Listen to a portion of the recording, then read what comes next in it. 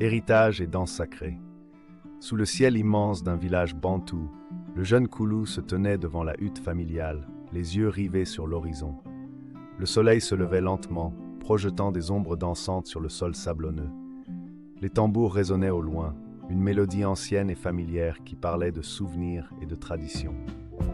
Koulou, vêtu de son pagne coloré, ressentait le poids de l'héritage laissé par son père, un homme respecté et aimé. Chaque battement de tambour semblait murmurer son nom, rappelant la promesse qu'il s'était faite de célébrer la vie de son père avec dignité et amour. Les villageois se rassemblaient autour de la place centrale, leurs visages illuminés par la lumière dorée du matin. Les femmes, parées de bijoux scintillants, chantaient des hymnes en l'honneur des ancêtres, leur voix s'élevant comme une prière collective. Koulou s'avança, son cœur battant au rythme de la musique. Il sentait la présence de son père dans chaque souffle de vent, dans chaque éclat de rire. Les lacs sacrés du Manengouba semblaient murmurer des secrets anciens, des histoires de courage et de sagesse transmises de génération en génération.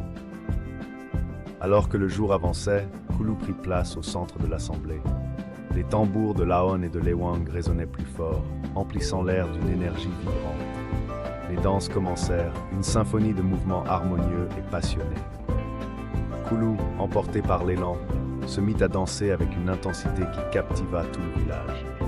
Chaque pas, chaque geste était une offrande à son père, une célébration de la vie, une promesse de garder vivante la flamme de leurs ancêtres. À la tombée de la nuit, alors que le ciel se parait d'étoiles scintillantes, Koulou se tenait sous l'arbre à palabres, entouré de sa famille et de ses amis. Le feu crépitait doucement, projetant des ombres dansantes sur leurs visages. Dans cet instant de communion et de paix, il ferma les yeux et adressa une prière silencieuse à son père. « Adieu, Père » murmura-t-il, sentant une vague de paix l'envahir. Le vent caressa doucement son visage comme une bénédiction venue d'ailleurs, et il sut alors que son père veillerait toujours sur lui à travers les souvenirs et les rêves partagés. N'oublie pas de liker. Merci.